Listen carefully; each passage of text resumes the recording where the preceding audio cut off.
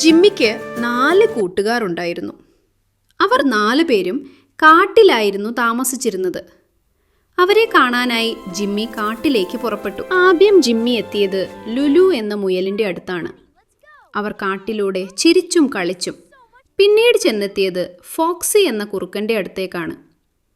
പിന്നീട് അവർ ടുട്ടു ആമയുടെ അടുത്തെത്തി. വഴിയിലൂടെ കളിച്ചും ചിരിച്ചും അവർ ചിക്കു എന്ന നീലക്കുരുവിയുടെ അടുത്താണ് എത്തിയത്.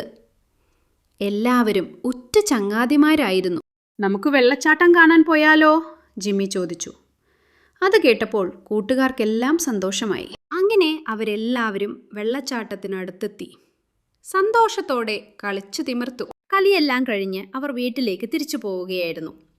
ചിക്കുവിൻ്റെ വീടെത്തിയപ്പോഴാണ് ആ സംഭവമുണ്ടായത്.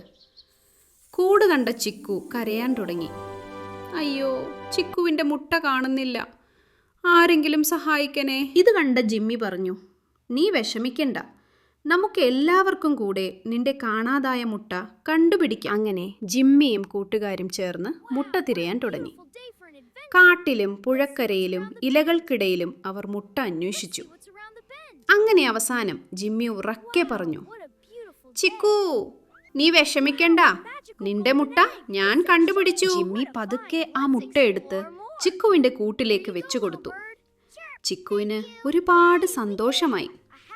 മുട്ട കിട്ടിയ സന്തോഷത്തിൽ ചിക്കു പറഞ്ഞു, പ്രിയപ്പെട്ട കൂട്ടുകാരെ, നിങ്ങളില്ലായിരുന്നുവെങ്കിൽ എനിക്ക് ഈ മുട്ട കണ്ടെത്താൻ കഴിയില്ലായിരുന്നു. ആപത്തിൽ എന്നെ സഹായിച്ച നിങ്ങളാണ് യഥാർത്ഥ ചങ്ങാതിമാർ.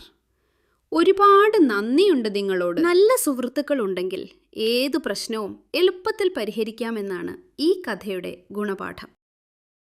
Subscribe for more adventures.